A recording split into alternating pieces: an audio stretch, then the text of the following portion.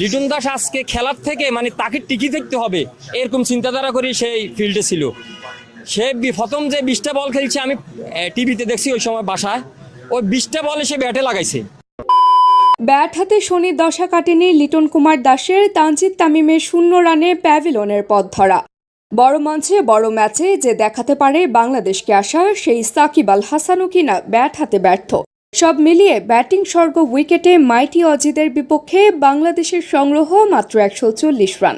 এই রান তাড়া করতে এসে টাইগার বোলারদের শুরু থেকে কচুকাটা করেছেন অজি ওপেনার ডেভিড ওয়ার্নার। তাতে অস্ট্রেলিয়া 11 ওভারে পেরিয়েছেন 100 রান। শেষ পর্যন্ত বৃষ্টি আইনি 28 রানে জয় অস্ট্রেলিয়ার। সুপার 8-এর প্রথম ম্যাচেও হয়নি তার ব্যতিক্রম। টাইগার ওপেনার 64 স্ট্রাইক রেটে ব্যাট করেছেন 25 বলে মাত্র 16 রান। আর টি-20তে লিটনের ধীর গতির ব্যাটিং কি বাংলাদেশের অল্প রান হওয়ার কারণ মনে করছেন